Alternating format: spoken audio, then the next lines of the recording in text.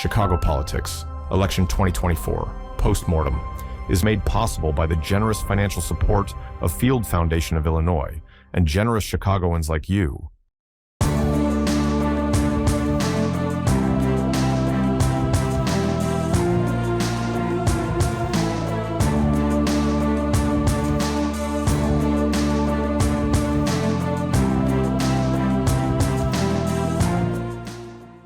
Good evening, Chicago, and welcome to a live special post-election episode of Chicago Politics. I'm Hugo Balta, host of Chicago Politics. For the next hour, we will dive deeper into what last week's elections mean for us and the country as a whole. To get started, my co-host Andy Zopp will begin with the roundtable. Andy. Thanks, Hugo. In the week since this election, the president-elect has wasted little time moving to make good on his promises. Are the Americans who put him back in office about to experience a Herculean sense of buyer's remorse? What about the other half of the country who voted for Harris? Is there any indication that their greatest fears for a Trump re-election may not materialize? To discuss it all, I'm joined at the roundtable by a stellar group of Chicago leaders.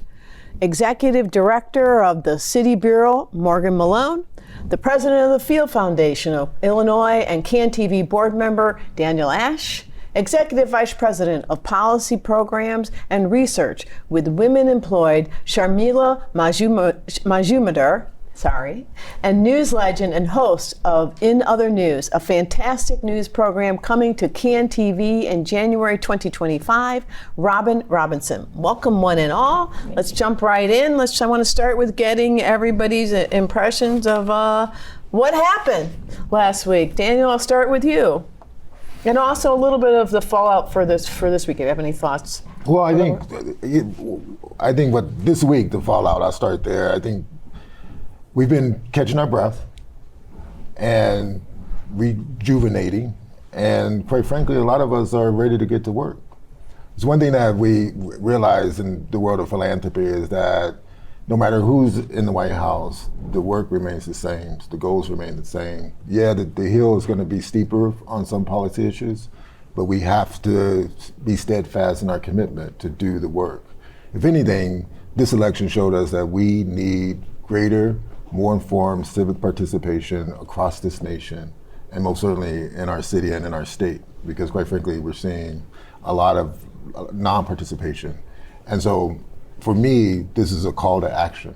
This election represents a tremendous moment in our history as a country, and you're either gonna sit on the sideline or you're gonna get involved. And I'm encouraging everyone to get involved if you haven't been involved already.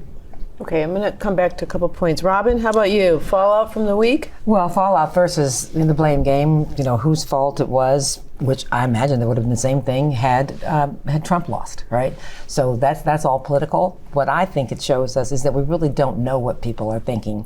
People are really afraid to disagree, but when they get in that voting booth, all bets are off. I think we've miscalculated.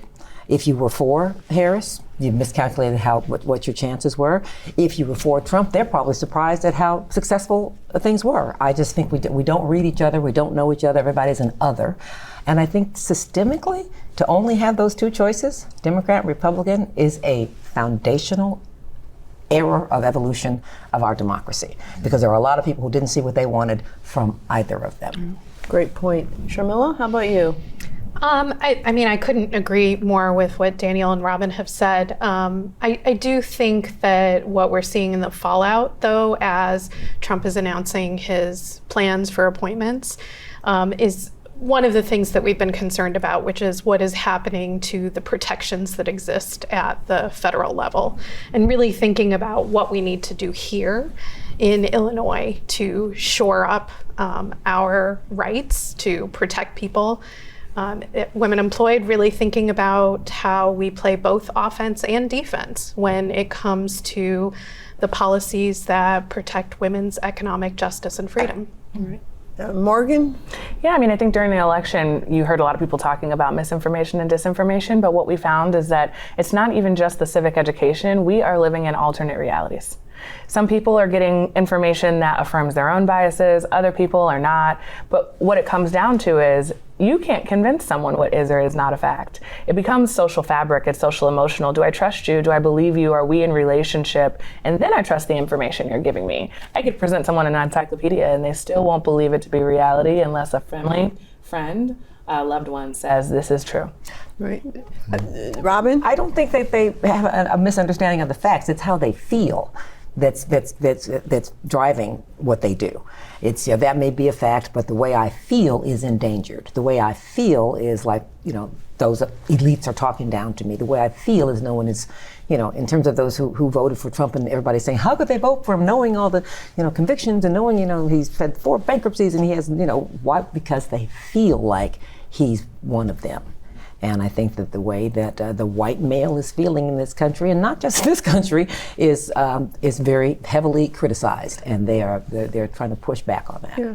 I think you're both right. Go ahead, Morgan. So, at City Bureau, we do civic education work, and there were times where we would show people clips of things that Kamala said or things that Trump said that were direct verbatim clips.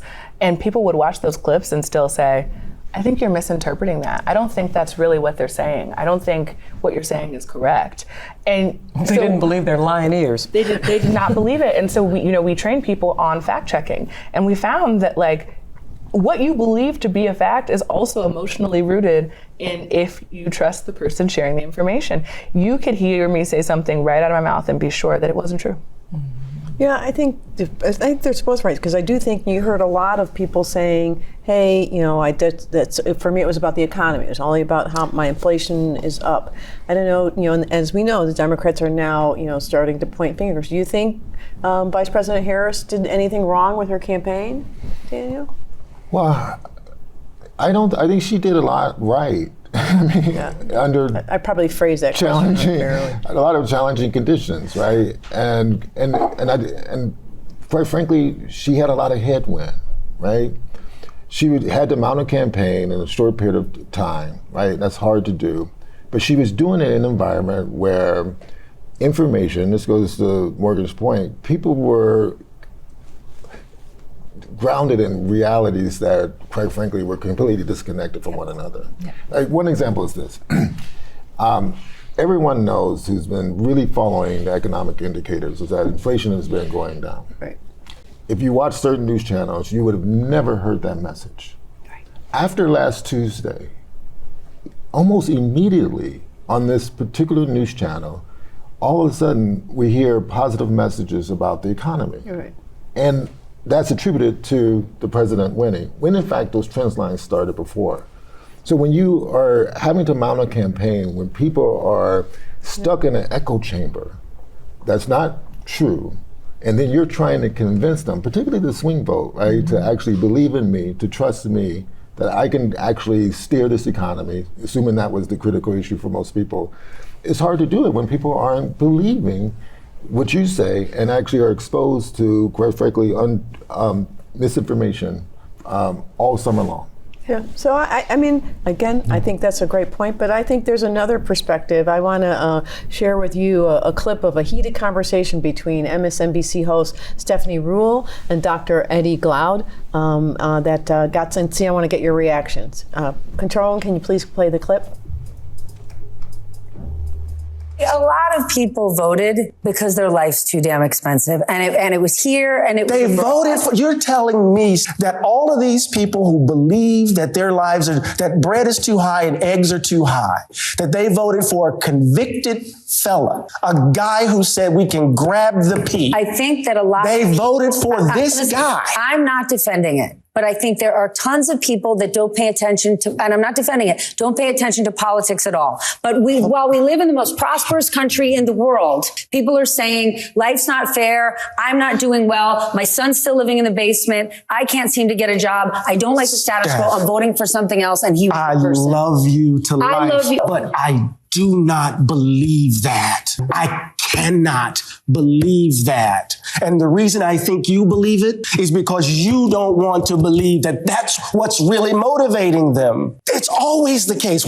People don't want to believe what the country actually is, because if they believe it, they're going to have to confront what's in them. I don't believe that. They voted for a crook, a person who they know is stealing from, just doing everything to undermine the so-called country that they love. And then they're telling us the BS that it's economics. We know that's not true. We know it's not true. And we got to raise our kids in this shit. Oops. You're allowed. So, what do you guys think? I'm personally, I think Dr. Glaude spoke some truth. I absolutely do. I mean, it's not, if it was the economy, hell, black people got less money than anybody. The eggs are really too high in our households. It is not the economy. It is a visceral resistance to not women and black. All right, anti-blackness. I mean, it's been like a little 60-year experiment in the whole history of the country that we've even allowed women and black people to vote. Voting Rights Act was what, 1964? Yeah. I might have my dates wrong, but I mean, this is not. And it is the grasping at the top of the cast by people who see their unearned advantage slipping. Sure, I'm sorry. One thing that struck me that I just learned today trying to get ready for this, 85% of the voting population was white in 1996, 67% in 202023. Wow. It is going in a direction that is frightening for people. Sorry, I didn't mean to cut you off. It's an incredible point. Charmilli? I think it's both and. I don't think that we can discount what people are saying about their economic anxiety. Their economic anxiety and insecurity is also stoked and heightened by messages that are fearful or very particular angles on the facts, as Daniel was saying. But that is real. Rent is incredibly high. You cannot, with a full-time job, afford a place to stay anywhere in this country. Anywhere. And yes, that cuts across, right? Those rent costs are borne even more by black and brown communities and households, for sure. So I don't think we can discount that. And I think actually you can see progressive policies are uniformly popular. When we look at the election, you saw 3 states that all went for Trump, but also passed paid sick leave. You saw 2 municipalities where they passed laws that now have taxes being raised in order to pay for childcare.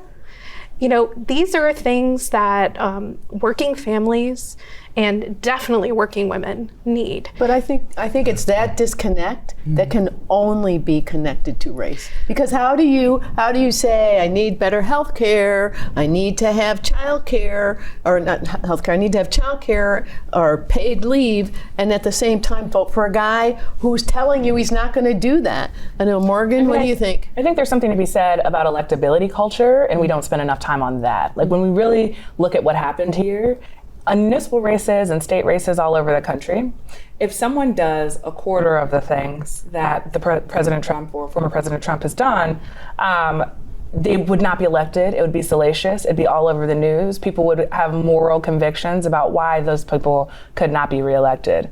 In this specific case, their anxieties about other issues put us in a position where he did not have to be susceptible to the electability culture standards that we've set everywhere else in the country at every jurisdictional level, even though they're not formalized.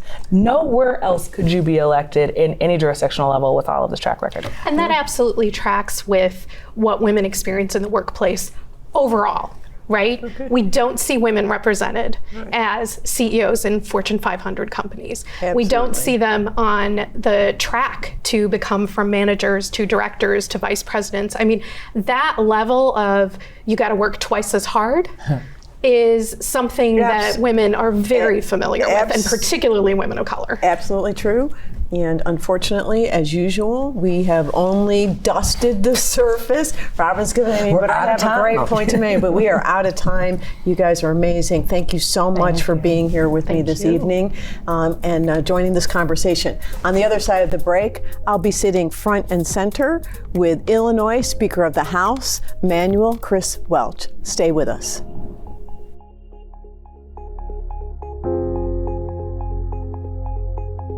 I'm Ricky Watson, inviting you to join me for the next critical conversations when we focus on navigating the journey of entrepreneurship, learning ways to embrace our anger and yet not let it destroy our lives. We will also deal with unlocking the creativity within us. Join the conversation on CAN TV Cable Channel 19 or stream live on cantv.org or on the CAN TV Plus app. Elevated conversation and storytelling. Experience the power of community television. Hi, I'm Bianca Cotton. Join me Mondays at 7 p.m. for Behind the Confident Smile as I sit in conversation with incredible, dynamic, and complex Chicagoans who peel back the layers, living lessons, the joy, and the pain behind their confident smiles. You can watch on CAN TV 19, cantv.org, and CAN TV Plus app.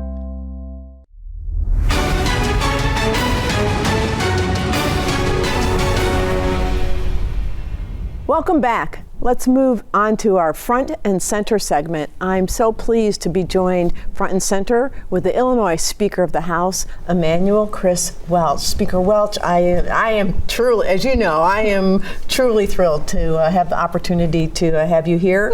And because not only have I known you quite a while, but also because I know you have some real insights into politics generally and particularly politics in Illinois. So let's start with what's your take on last week's election? Yeah. How are we feeling?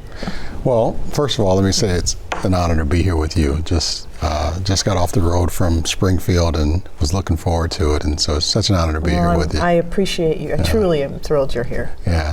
You know, we've been there the last couple of days for our first week of veto session, and I will tell you the sentiment is pretty similar. We're disappointed in what we saw nationally, but thank God we live in Illinois.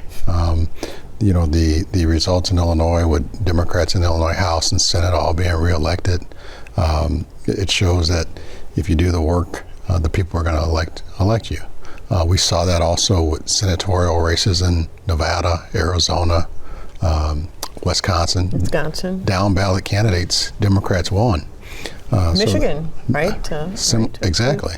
You know, so the question is what happened nationally that didn't happen in other places? And I think we have to say that multiple things happened. You know, one, I think we could have done a better job on the national level of talking about the economy and kitchen table issues. And one thing that we did well in Illinois is you have to tie women's reproductive health to the economy. Right. Those are economic issues. Right.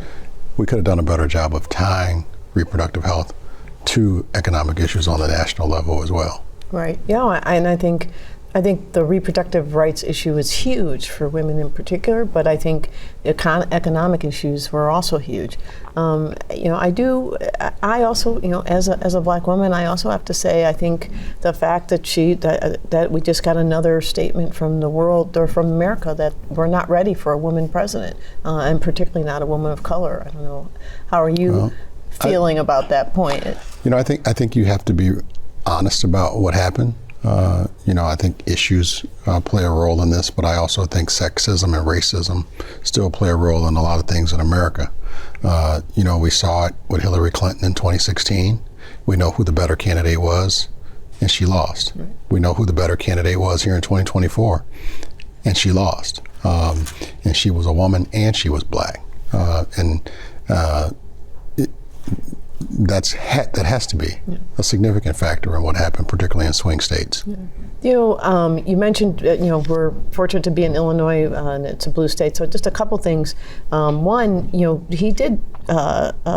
President-elect Trump did better in Illinois than he ever has. He did better in Chicago than he ever has. Are you feeling a little shift right in the state and what you're seeing? Well, from a percentage perspective, he did very well compared to what Republican candidates have done in the 2000s. Right. They haven't been in single digits in the 2000s. Right. Last time they were in the single digits was 1988. Yeah. He was within 8% of Vice President Harris. Right. But his overall vote total was still less than what he got 4 years ago. Wow. Okay. So when I look at these numbers, district by district, I see Democrats didn't go vote. Yeah. And so what didn't we do to drive out more Democrats? I attribute it to something we did on the state level and on the national level. What can we do better as Democrats to get people to go vote? And we have to listen to the voters and find out what that answer is. Yeah. We have to be concerned about that. Yeah, absolutely. That I didn't realize about the percentages. So the other thing, being a blue state, and given some of the comments the president-elect made while he was running, are we worried a little bit about the potential impact on Illinois or retraction of resources? I have heard both Governor Pritzker and Governor Newsom in California talking about how they might be thinking about doing things. I'm certain that you're involved in those conversations. Talk a little bit about how do we keep Illinois, still getting our fair share of the resources we need and use from the federal government, but also protecting the things that we care about, like reproductive rights. Well, I'll tell you, thank God we do live in Illinois, because these are things that, we were saying for the last several years, particularly since I've been speaker the last 4. We have been saying we are the beacon in the Midwest, if not the country. The laws that we have put in place with regard to women's reproductive health through the Reproductive Health Act, the Workers' Rights Amendment, which we put in our Constitution, thank God, the things that we have done for the LGBTQ plus community, and what we've done for the climate through the Climate and Equitable Jobs Act. I am thankful every day that we live in Illinois and we're protecting the values of Illinoisans. But we are having serious conversations about what haven't we done that we can do to strengthen those things that we've done. Because if you just look at the nominations he's made in the week since he's become president-elect, those things are in jeopardy. Republicans ran on a national abortion ban. Right. The New York Times a couple of days ago had a front page story saying President Trump wants to repeal the National Labor Relations Act and prevent public sector employees from unionizing. Right. And today he appointed Matt Gaetz as his Attorney General nominee. Yeah. Come on. Right. I mean, a guy who was a television host from Fox News, he nominated as the defense secretary. He's currently the subject of ongoing investigations. I mean, what is going on here? Right. I mean, what he said he will do, he's doing. Yeah. And so we have every reason to be concerned, and we have to make sure to use states' rights to push back. Yeah, but one of the other things in talking about that is that people are you, and I know you talk a lot to people in your district and around the state, are you hearing that people from marginalized communities or the LGBTQ community, are you hearing concerns from them? Well, I certainly am hearing from several folks from different sectors, particularly because I was in Springfield the last couple of days. People are really concerned. You can see the fear in their faces, the tears in their eyes. And the only thing that gives them comfort is I can tell them, with the leadership that we currently have in Illinois, we're going to protect you every single day that we go into work. But there may come a time where we're going to have to test that in a court of law. And we know the Supreme Court is not checking Trump's authority. They're basically giving him unfettered authority, carte blanche. They've got every branch of government. And at the end of the day, I believe in 2026, people are going to have to get out and go vote. We can't stay home and sit it out. Right, right. And that midterm elections will be important. But I think, there's the sad part is I do think that there will be some pain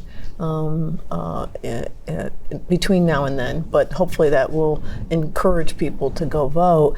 Speaking of getting people to vote, I mean, you mentioned it, but I just want to circle back to it because we are in Illinois and you are the Speaker of the House. Yeah.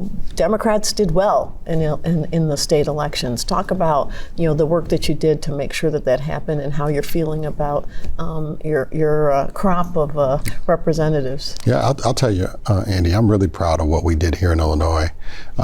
We knew going into this year that in 2016, when Trump was on the ballot, we lost 5 incumbent House members. In 2020, when Trump was on the ballot, we lost 1 incumbent House member. And we knew going in this was going to be a tough year with Trump on the ballot again.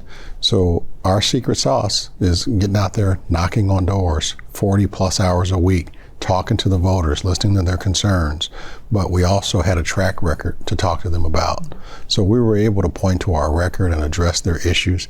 And if you look at precinct by precinct numbers in many of the districts, some of them are swing districts, the House of Representatives candidate down at the bottom of the ballot got more votes than Trump or Harris. Wow. People literally went to the bottom of the ballot to vote for our members. Because you took them in there and made sure that they knew who it was. Winners do the work. Yeah, absolutely. I could sit here and talk to you all night, but I'm told that we are out of time. Oh no, that was fast. I know, exactly. I'm super disappointed, but all that means is that I'm going to have to get you to come back. Happy to do it. It's been terrific. Congratulations on a terrific successes in the House, and thank you for all the work that you're doing for the citizens of Illinois. I really appreciate you. Thank you, and thanks for all you do. Up next, Hugo Balta will speak with the co-host of Democracy Now!, Juan Gonzalez. We'll be right back.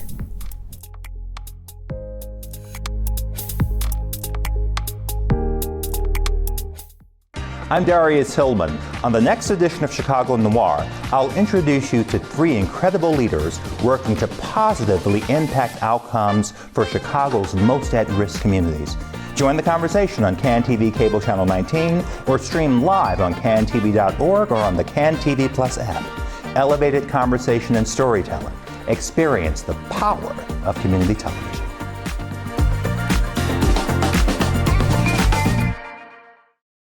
I'm Ricky Watson, inviting you to join me for the next critical conversations when we focus on navigating the journey of entrepreneurship, learning ways to embrace our anger and yet not let it destroy our lives. We will also deal with unlocking the creativity within us.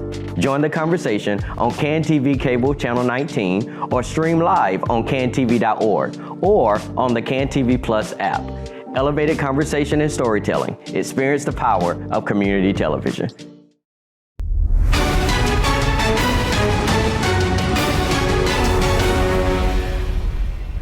Much has been said about former President Donald Trump's decisive win a week ago, and much more will be said as who voted and where is analyzed in the weeks, months, and years to come. With me now, sitting front and center, is Juan Gonzalez, the co-host of the national daily news program Democracy Now!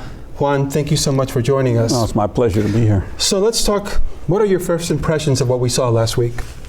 Well, it's clear that the United States electorate is moving more and more in a conservative and populist right-wing direction, obviously. So it was pretty stark, I guess, for most people who had hoped for a different outlook or a different result. But I think the key thing to understand is there was a big drop in the vote compared to 4 years ago. A substantial drop, and while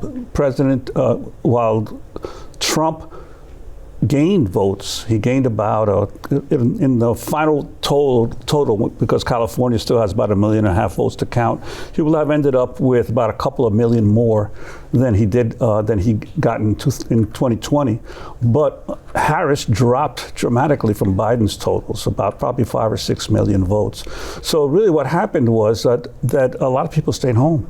More people than we had expected stayed home, and most of the folks who stayed home were likely Democratic voters, because the independent vote didn't change that much from 2020 to 2024. About 2 million people voted independent candidates. So clearly there was a major fall off in the Democratic column, and that's what has resulted now in Republicans gaining not only the Senate, control of the Senate, the House, but also the White House as well.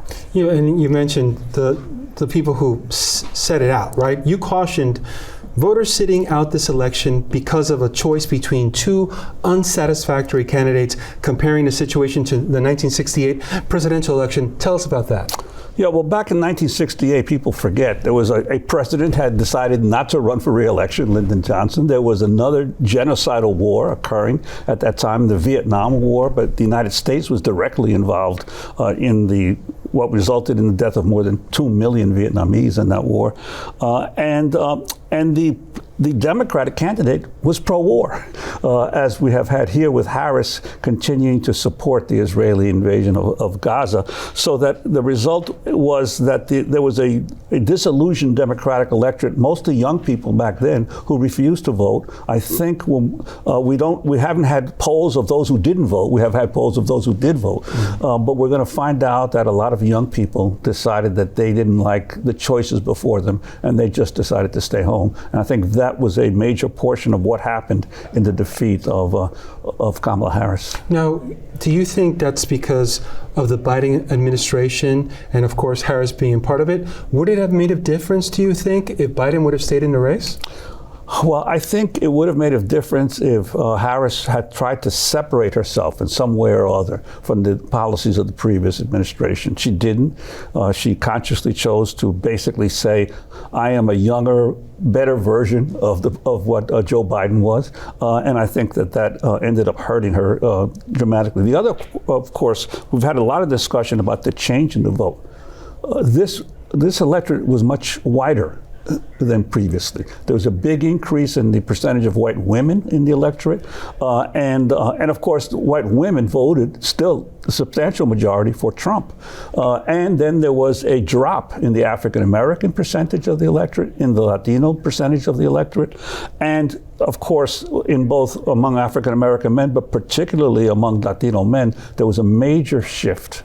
Something I've been studying elections back through the 50s and the 60s. I've never seen such a sharp shift in the Latino community from about 36% of Hispanic men who voted for Trump 4 years ago to 55% of Latino men voted for Trump. And I looked at some of the local Chicago figures. In Little Village, Trump's percentage of the vote jumped from 13% 4 years ago to 32% this year. That's a major shift. A lot of that has been credited to the economy, inflation. Do you think what drove Latino men in particular to vote was that factor? I think that's part of it. I think misogyny is a part of it. There's still a considerable male chauvinism and within the Latino community that saw Trump as a strong male figure. But I also think that increasingly the Latino community has had many more class divisions. The class composition of the Latino community has been changing. It's no longer the working class poor of Mexicans, Puerto Ricans, and Dominicans who came in the 70s and 80s.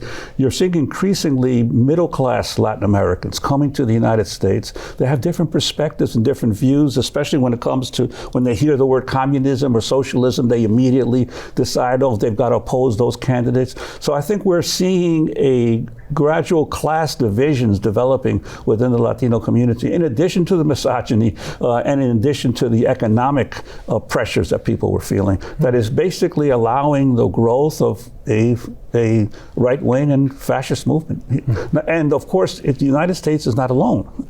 The same thing is happening in Germany, the same thing is happening in France, the same thing is happening in England, in the Netherlands, and all of these countries, you're seeing a big anti-immigrant phobia and also an increasing direction of the voters going in favor of authoritarian strongmen throughout all of the industrialized world. It's been reported that former White House advisor Steve Bannon amplified a message by the far-right podcast host Matt Walsh, who on X texted, "Now that the election is over, I think we can finally say that, actually Project 2025 is the agenda, LOL." Is a far-right policy plan to overhaul the federal government imminent? Oh yeah, it's going to, and of course we've heard recently about the appointment of the new Attorney General that Trump has chosen, Matt Gaetz, and we've seen the czar that he's put in charge of immigration. We are going to see on day one a massive change in the way that the government deals with immigrants in the United States. And I don't think people yet fully understand what is about to happen. But they will come January 20th, because there is going to be a complete redirection of the government to rounding up and expelling people from the country. And of course, as I've mentioned frequently, this is not the first time. Back in the 1950s, there was Operation Wetback under President Eisenhower that deported about 350,000 Mexicans. In the 30s, Herbert Hoover did a massive deportation program that up to 1 million, largely Mexicans, were rounded up and deported from the country. You had under George Bush the massive workplace raids that occurred after the 2006 immigration protests, and under Barack Obama, who was labeled at one point deporter-in-chief, although those deportations were basically people who were coming out of court cases or out of prison and were just put on planes and shipped out of the country, about 400,000 a year. But this is going to be the biggest of them all, and I think we're going to see how the faith community deals with this. We're going to have to see how the different states that are much more progressive deal with this, and of course how the universities deal with this, because a lot of the universities have undocumented students that are attending the Dreamers, and they're going to have to figure out how they're going to respond to the federal government's crackdown. Juan Gonzalez, thank you so very much for your time and for your insights. Oh, thank you. Juan, you can catch Juan on Democracy Now! Along with his co-host Amy Goodwin on weekday mornings at 7 live right here on CAN TV 19. After this short break, CAN TV board member and president of the Glen Ellen alumni chapter of Delta Sigma Theta Inc., Nikki Lang, sits in community with Black women leaders. I promise you, it's a kitchen table conversation you don't want to miss. Stay with us.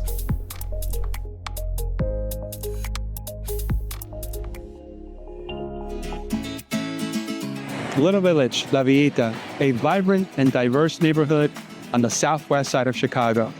The community is best known for its rich culture, tight-knit spirit, and delicious cuisine. I'm Hugo Balta.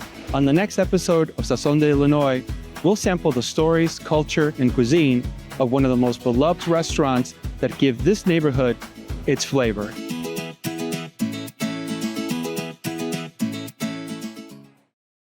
Welcome to Presente, a public affairs program elevating the voices and visibility of matters most important to the Hispanic Latino community, spotlighting leaders who are actively implementing solutions and fostering community-led responses to the issues in their local community.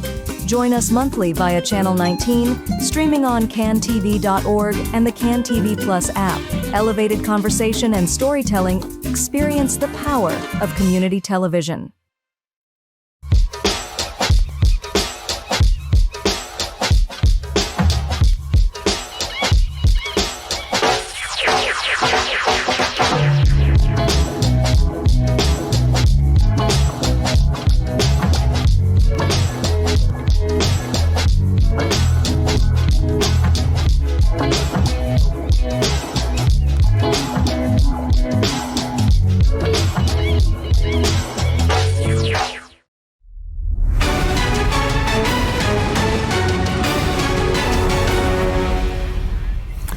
In tonight's For the People segment, CAN TV board member Nikki Lang is joined by Sheila Dantzler, Takia Hilton, Tasha Thompson, Cody McSellers-McRae, and Brittany Gage to continue the conversation they started during our live DNC coverage back in August. Nikki, I'll turn it over to you.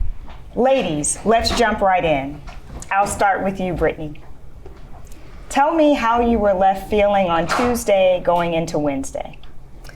Tuesday night, I remember just watching the results come in and feeling hopeful but also uncertain. And so I decided to get some rest and wake up in the morning and see what happened. And I just remember looking at my phone thinking, not again, immediately. And so I took some time for myself just to rest. And then I checked in, honestly, with the Black women in my lives. I talked to my mom, my grandmother, and my friends, who we all shared that same feeling of this is so familiar yet still so upsetting.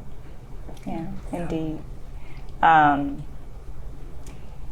I can remember the conversation that we had about our children wanting better lives for them. And so, Sheila, I think I'll ask you, what's the post-election discussion been like with your daughter? How are you keeping her encouraged?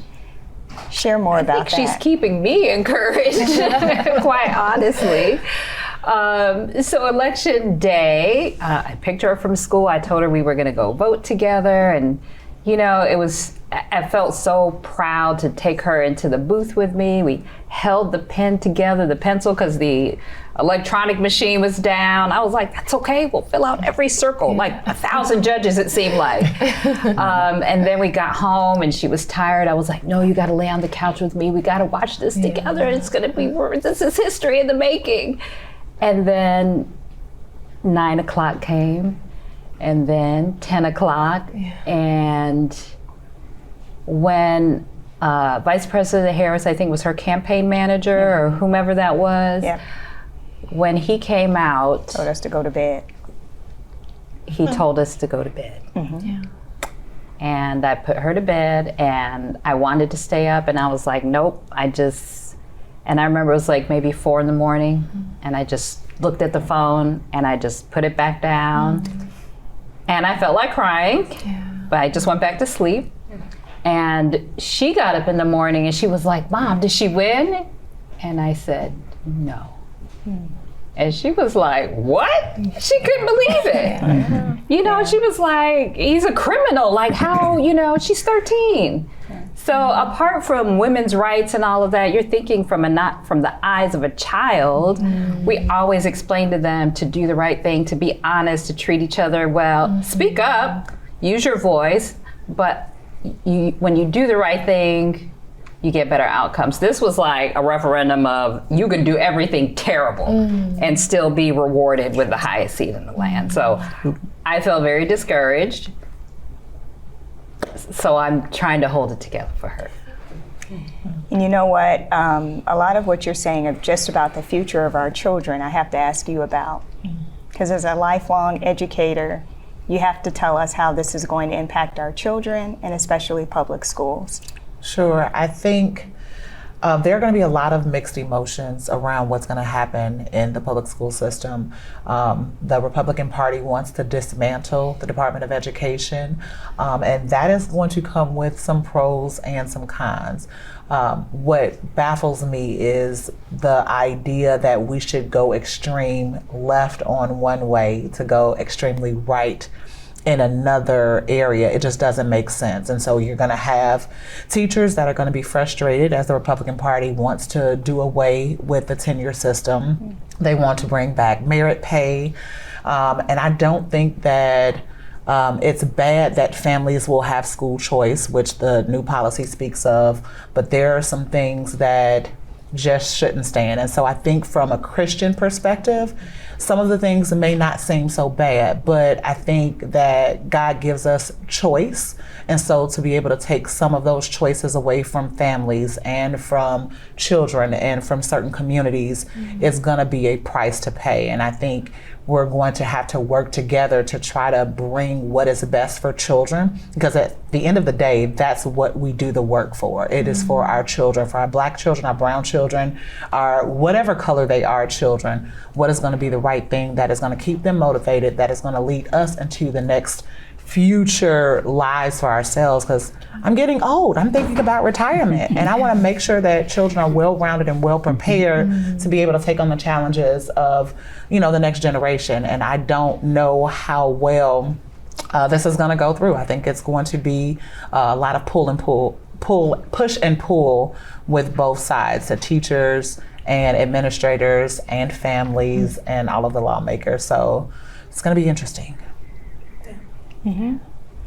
Yeah, I appreciate everything you said, and especially the introduction of talking about religion and our values and our beliefs. And Tasha, it's been said that people voted their values in this election, so help us to understand maybe what the next 4 years will look like. Both response to and the administration of short-sightedness. People tend to appeal to what they think is going to happen right away. And there have been a lot of demands about what's going to take place right away. Sure. This is going to happen right now.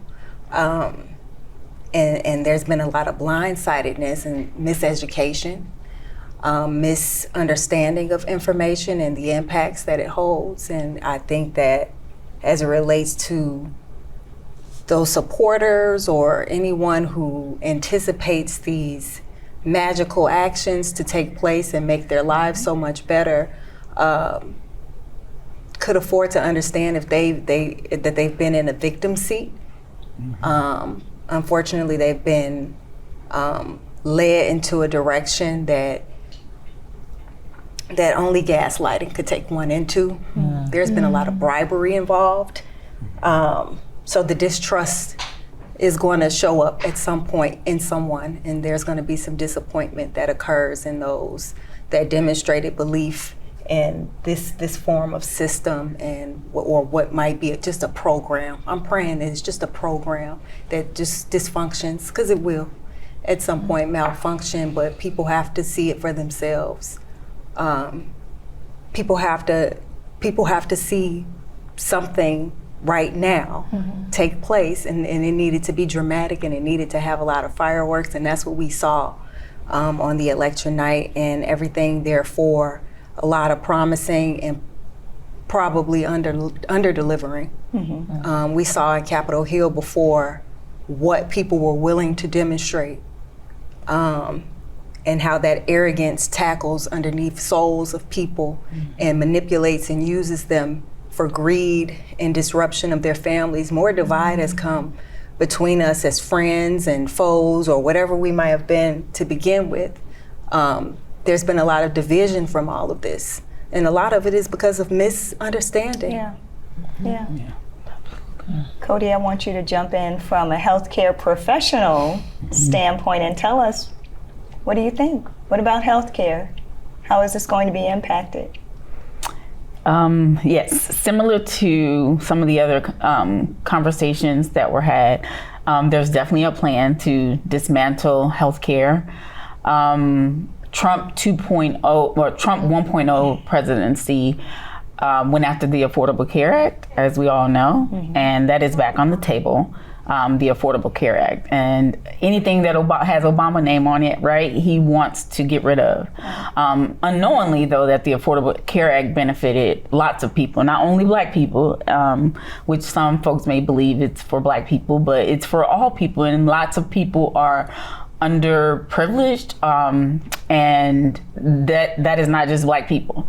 And rural America is the most of America. So most people does not know that rural America makes up a larger portion than urban. And even here in Illinois, there are 102 counties, and 80 of those counties are rural, meaning people have limited access to transportation. They don't have a grocery store. They don't have a pharmacy. They don't have a hospital. That's crazy to think about, that you can't get to those within 30 miles. And so dismantling the Affordable Care Act is definitely, like, they've already started talking about how that's going to look.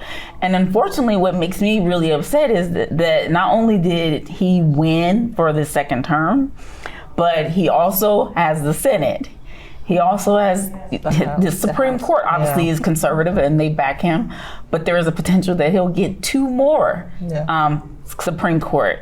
Going younger, right? And that's a lifelong, service. And so those things are very scary. We already seen what happened to abortion. And so there are other things that are on the table. They are trying to make some things like access to care relevant, however, quick, and we know what that can look like. Quick healthcare, it's not always good healthcare. And so quality is important. And so it is scary. When we think about DEI, health equity is also on the table. So when you think about health equity, that's addressing those disparities that are happening to people all across the United States. And so they don't want you to have access. They want you to be able to work for getting these things versus they should be, a right. And those things scare me. Yeah. Well, I'll say this. I think that we need to continue to build solidarity among Black women. And so really, you've heard from us today. You've heard it for yourself. Black women are still standing on business, as you saw. And I want to thank each of you for being my sister and for representing your own voice and the voices of Black women in Chicagoland. Chicago Politics Live continues after this short break.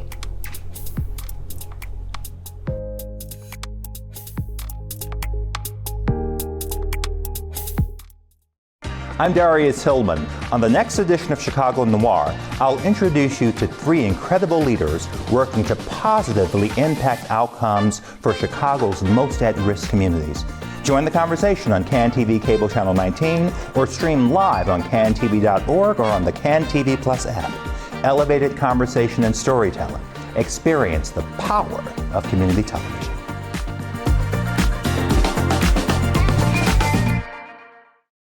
I'm Ricky Watson, inviting you to join me for the next critical conversations when we focus on navigating the journey of entrepreneurship, learning ways to embrace our anger and yet not let it destroy our lives. We will also deal with unlocking the creativity within us.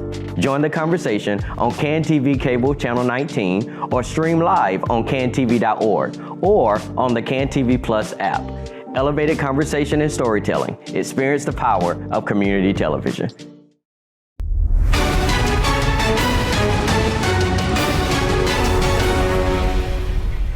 Welcome back. More than 60% of Chicago's registered voters cast a ballot in this year's election. This includes ballots cast early and by mail. Joining me front and center to discuss election statistics is the Director of Public Information for the Chicago Elections Board, Max Bever. Max, welcome to the program.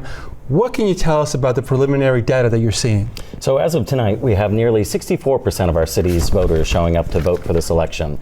There's this 2-week counting period after election night for all late arriving but properly postmarked vote-by-mail ballots, as well as provisional ballots that need to be counted still. So they're coming in through the next few days, including military and overseas. However, I think by the time we get to the end of this counting period, we're not going to even probably break 66 or 67% citywide turnout. And that's unfortunate to see, because the last several presidential elections in the city of Chicago, dating back to 2000, all saw above 70% citywide turnout, all saw in between 1 million to 1.1 million registered voters.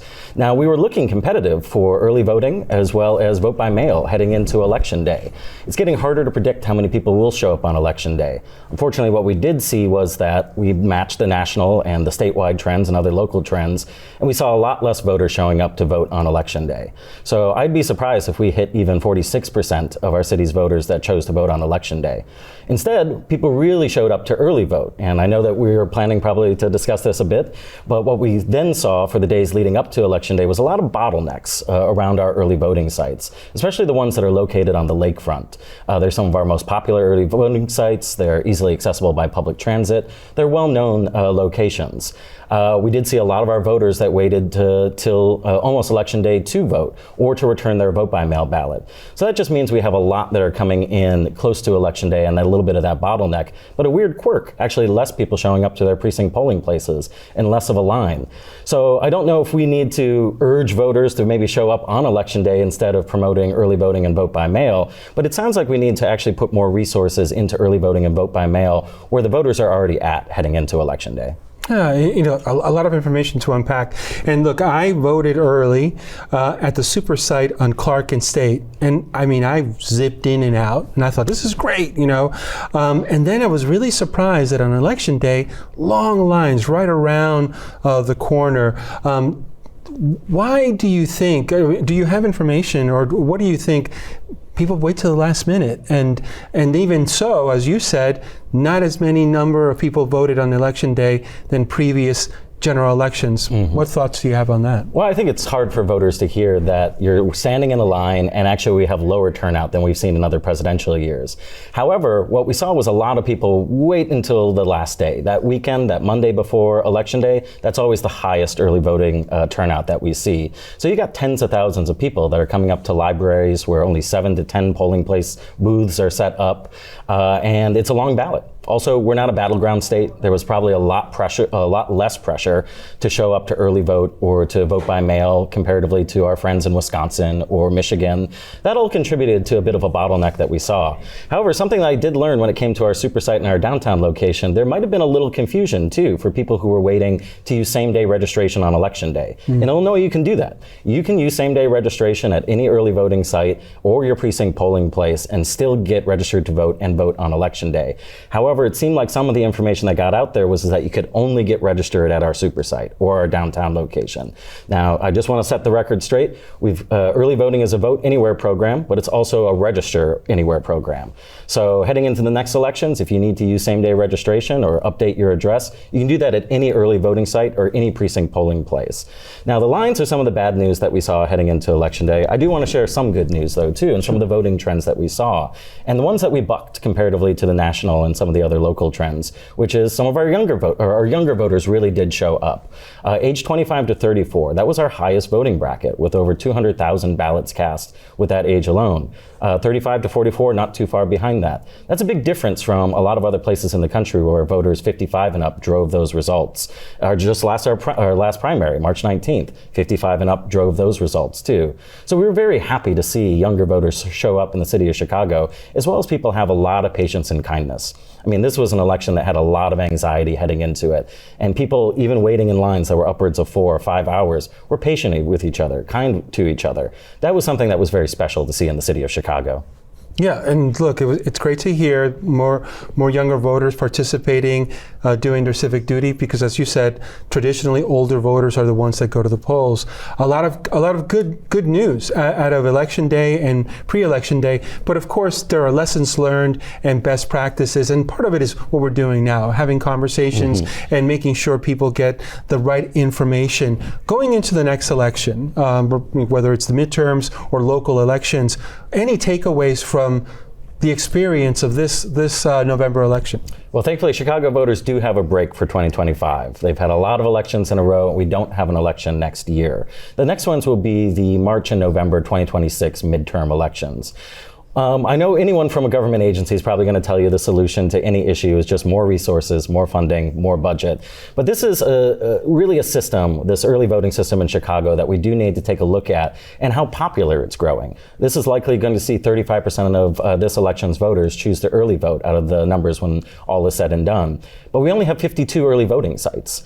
This is something where it's clear, I think, that we need at least 50 additional. It would be nice to have 2 in every ward. However, we at the Board of Elections, we're flexible as well. We know where our high turnout areas are. They're around the lakefront. We do want to be equitable when it comes to the approach. We know there's a budget crunch on too. But we hope this gives our funders at the City of Chicago, as well as Cook County government, a little time that we can continue to discuss heading into 2026. 2025, challenging budget year. There won't be an election next year. But if we can prepare and understand the locations that we want to find, make sure that they're ADA accessible, and then maybe retire locations that maybe we have outgrown, especially, say, the Merlot Library in the 44th Ward, where there was lines of upwards of 5 hours at certain times. We might have outgrown those locations and need to find another location. But we do have a voter forum coming up that's going to be hosted by the Chicago Board of Elections on Saturday, April 5th. So we will be sharing information soon on that, where we'll be collecting feedback from voters. What have you seen? What types of voting do you like? Are you a vote-by-mail voter? How's the permanent roster going? We'll also have an online survey that we'll send to every registered voter in Chicago. So we want that feedback, and we want to be able to present it so we can get those resources that we need. Well, we will certainly stay tuned. Mr. Bevers, thank you so much for joining us, and thank you to you and the Chicago Board of Elections for making this election day and season safe and efficient. Thank you very much. We'll be back to close out the hour after this short break. Stay with us.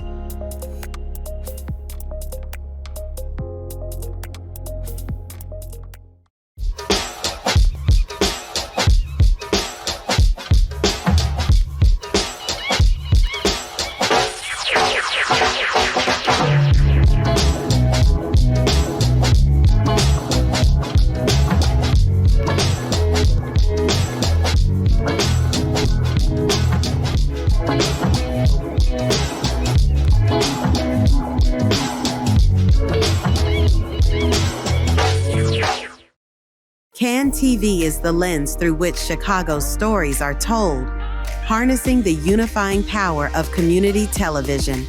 With CAN TV On Demand, immerse yourself in the richness of our city through exclusive stories and programs tailored just for you, connecting you to the heartbeats of our streets, the voices of our people, and the spirit that makes Chicago unique. Discover the strength of your community on CAN TV On Demand. As we close out our special election coverage, we want to thank you, Chicago and beyond, for joining us tonight. And throughout this year, CAN-TV is committed to serving as Chicago's electronic town square, delivering programming that showcases and amplifies the people and stories that matter to Chicagoans. You can count on CAN-TV to continue standing in the gap in the weeks and months ahead, delivering hyperlocal community-centered news and critical analysis. Until we're back together, be well and well informed. Good night.